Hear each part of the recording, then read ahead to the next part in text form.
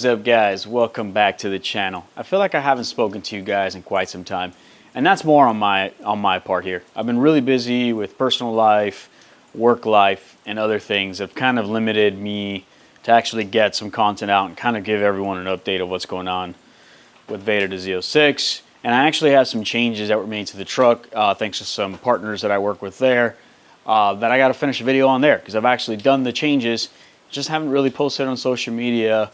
And I definitely want to, for those truck guys that still subscribe to my channel for the truck, I definitely want to, kind of showcase what we've done to that. But today, we're talking about Vader to Z06.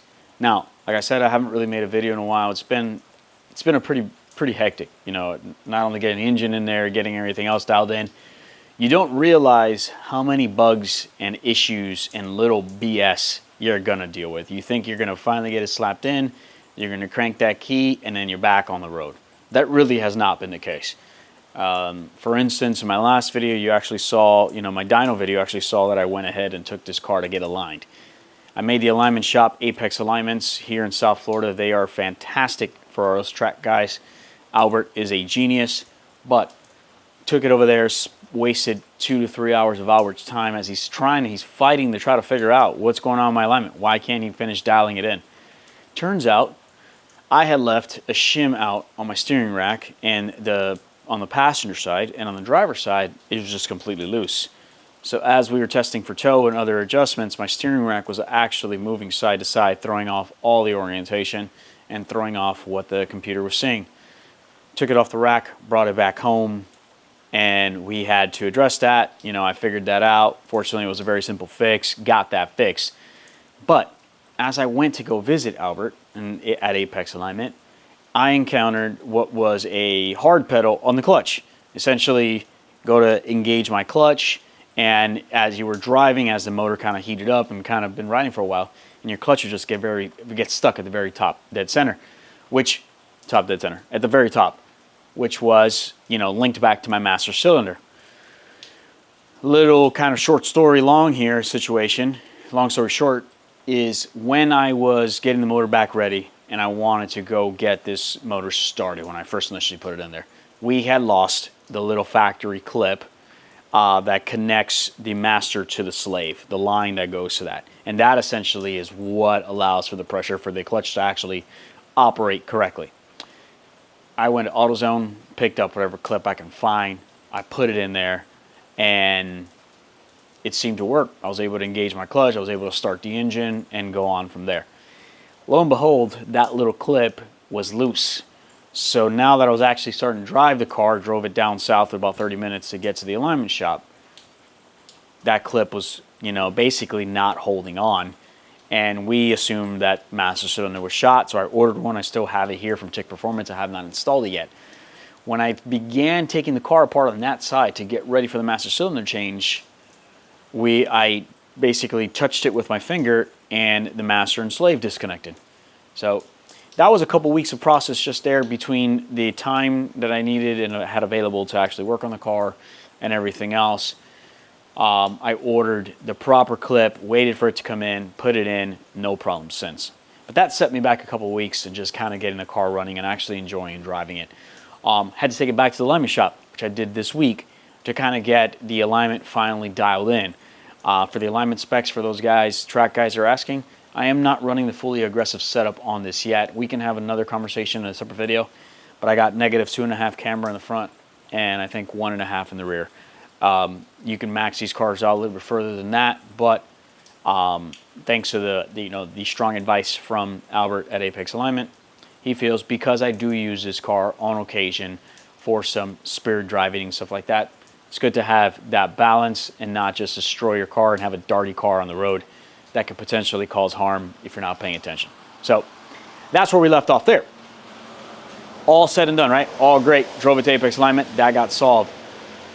The next issue that I was dealing with, which is not so critical to track racing, but critical to anyone that owns a vehicle in South Florida, was my AC was down.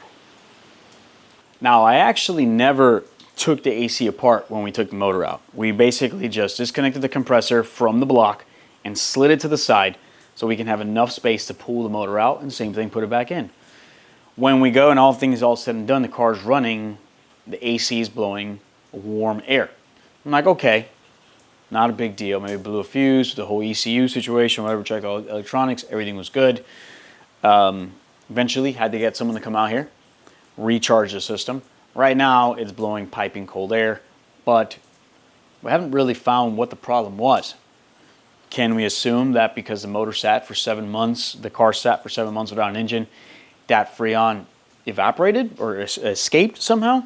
It's a sealed system. It technically shouldn't, and we didn't disconnect anything AC component-wise. So we don't know what it is. There is dye in the system. We're kind of waiting to see if it's potentially a slow leak or whatever the case may be, but as of right now, it's working. So there's been all these little bugs and all these little different situations that's kind of stopped me from either driving the car or setting up any events or going anything like that, which leads me to, I'm not planning on road racing this car for the next couple months. Is the car not ready, Joe? Yes, it actually is. The engine is as happy as this engine has ever been in the 3 years that I've owned it. The tires are locked in, the tune is locked in, the suspension's locked in. Everything theoretically is ready to go. I'm the one that's not. And that's mainly for two reasons. One, timing right now is just not ideal. I got a lot going on between my personal life and my work life. And then on top of that, it is blazing hot right now. If I go out on the track to shake this car down, you're talking about in an average day it's going to be 97, 98. Imagine what the track temps are going to be like. Not enjoyable as much as going on a cooler month. So I've basically made the executive decision that I'm probably going to wait till September, October before I actually put this car out on track. And that's for selfish reasons. It's just because I've gone through so much. The last thing I want to do is on that first shakedown having to be worrying about the heat and everything else that goes with it. So I'm going to wait a little bit longer. With that being said, what the hell am I going to do with this car for the next 3 or 4 months? I need a reason to drive it. So the only thing left to do is to become a true Corvette owner. And that's hit up some cars and coffees. Now, I've said it in previous videos, I'm not a cars and coffee guy. Nothing against it. It's just not a thing that I care to do on a monthly basis. Once every few months, absolutely. It's a nice little cruise, go out with the boys, see a bunch of other cool cars. But my car specifically, Vader the Z06, is not a cars and coffee show car. The car has plenty of blemishes. You know, it's been off on Sebring, so it's got mixed matching side skirts right now.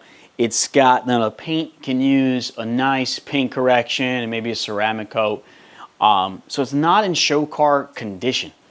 It doesn't mean it is not a freaking bald eagle machine and gets respect and love everywhere it goes. So I'm still going to take it. I'm actually going to try out this new event, or newer event to me, which is Cars and Coffee Homestead, which has a very content-y driven location, nice area under a roof where you actually can park your vehicle in there. Really, really nice. Really looking forward to it. But I got to get this thing dialed in. Nice little polish maybe. Get rid of that side skirt finally that's on this car, and you know, show up to the show and have some fun with the boys. When I bought this car, one of the things that I didn't realize, and there's been a couple changes since then, was that my side skirts were different from the driver's side to the passenger side. Now this one is actually brand new. We already installed this one probably a couple of months ago, and I haven't actually made a video on it, which leads me to what we're going to talk about now, is these side skirts from Extreme Online Store, EOS. They were kind enough to send me the carbon fiber side skirts for this car. I reached out to them, and by no means did they tell me to say anything in specific, but I did reach out to them about working a partnership on it. Reason was because on this passenger side, and I'll try to track down a clip of it, was this side skirt that I could not track down with any other vendor. And what ended up being was this fake carbon fiber side skirt, which is totally fine because what I use this car for is road racing. And the reality is, if you're pushing hard, you're gonna go off track every now and then. With a car this low, you're gonna damage these kind of parts, especially these more fragile parts. It was this side skirt that stuck out well past this back quarter over here, and it just Though it looked aggressive, it just didn't line up with aerodynamics or anything for that. Now let's jump to the other side and you'll see the difference between these two skirts. This side might not show in camera, but this is actually the Mac Daddy side skirt here. K-Tech, at a certain point in their life, was creating lip kits for these vehicles. Front ZR1 extended lip, side skirts, and I still have their ZR1 extended rear spoiler. These are dry carbon, true carbon. Now, the car only came with this on one side. When I bought this car, it had dry carbon in the front, dry carbon on one side, and dry carbon on the rear. As of now, I no longer have the dry carbon in the front because Sebring ate that thing up on turn 5. I have the dry carbon on this side, and then I have the dry carbon rear wing. The dry carbon rear wing is cracked because right before the vehicle was sold to me, the previous owner got in a small little fender bender where they rear-ended him and cracked that spoiler. So that is still on the car. This K-Tech one here is obliterated. Reason being is a lot of times with this car, and these extending so far out, is your foot actually catches this side skirt. And it looks like basically right in this angle, it's disgusting. It's literally missing the bottom lip from the actual side skirt. So when you're driving past people and people are looking at it, you can literally see this gaping hole here. It's pretty ugly. So thanks to EOS, we have a new side skirt to put on this side. Like I said, I already did that side. We're gonna do this side, and we're gonna upgrade this rear part, which I have no idea what it's called. Talk about EOS for a moment before we actually get into the install. Their products they're an aftermarket brand, right? They're gonna be they make products for the C5, C6, C7, I believe even the C8. They got front lips, the side skirts, rear lip for the base model, the wide body. They got tons of stuff. They got steering wheels now, they got interior packages, they got all kinds of stuff. But the biggest part about it is affordability. Owning a Corvette, everything is pretty expensive. Now, you gotta decide where you're going with your car, right? If this was a true car show car, maybe I would care to go to like the highest end of carbon fiber or whatnot. But this is not a car show car. This is a car that I want it to still look like a nice Corvette, and I want to beat the living daylights out of it when I'm out in Sebring on the back straight between 16 and 17 doing 160 miles an hour. And if I do go off turn 5 again, I don't want to have to cry my night to sleep because I just destroyed a $2,000 spoiler. So, spoiler alert from the front, no pun intended, when I went off track on Sebring on turn 5, I was rocking the K-Tech dry carbon front lip. That not only is a discontinued front lip, but it's a $1,300 front lip that I demolished with one small mistake. Nothing else happened to the car. It just dug into the ground and it ripped it in pieces. The affordability of this carbon fiber package, right? This is one of their this is the side skirt. It's not focusing. I mean, this is the side piece here. Very nice, very well designed. Is going to run me an eighth of that price, half that price, maybe a quarter of that price. I can afford to not have to drive this thing like a baby because I spent too much on cosmetics, but I'm still going to get that same nice cosmetic look. So that is a big reason why I wanted to partner with EOS, plus I wanted to run their products on my car because I still wanted to keep the nice look on the car for those occasional cars and coffees, even though, like I said, this isn't a show car by any means. But I still wanted it to look good. It's still a C6 Z06. It still is a force to be reckoned with, and it still should look like a garage queen when you can. So their products, check them out. Their products are pretty freaking nice. They do a pretty good job. Fitment is pretty spot on. Probably say a couple of areas where I'm like, but that can also be my janky C6 Z06 here causing problems. So we're not gonna go to that stretch and say anything like that on it. I'm gonna get that other side installed, get the other ugly side off. I'm gonna throw some wax on this thing, polish this turd, and get it ready for Cars and Coffee on Sunday.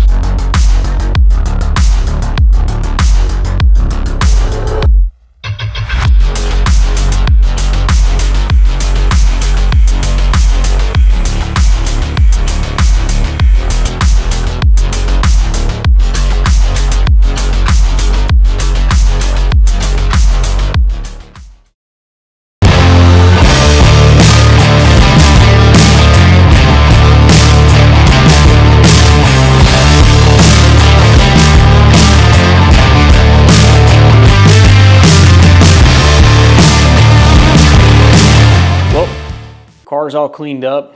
EOS side skirts make the turn the car night and day. Just basically the one that was on this side was already a, you know how like the carbon fiber can get that greenish brown. The passenger side looked like crap. The driver's side obviously looked even worse. EOS really came out with a really good product. It looks really good. I'll drop a link in the description for those that are not rocking side skirts on their wide body or even on their narrow bodies. These give that ground effect a really nice look. Plus the carbon fiber looks absolutely stunning.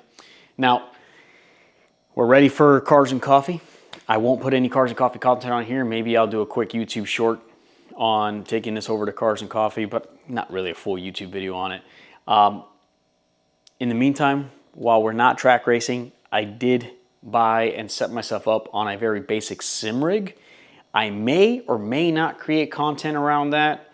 Drop a comment below, one, if you've watched all the way this far, and two, if you think I should put out some content on me trying to figure out how to sim race, basically improve my lap time without beating this thing up in the process.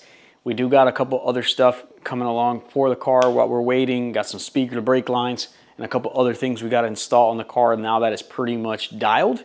Now it's just improve, improve, improve, and get her ready for our next time out at Sebring or Homestead. I'll catch you guys in the next one. Peace.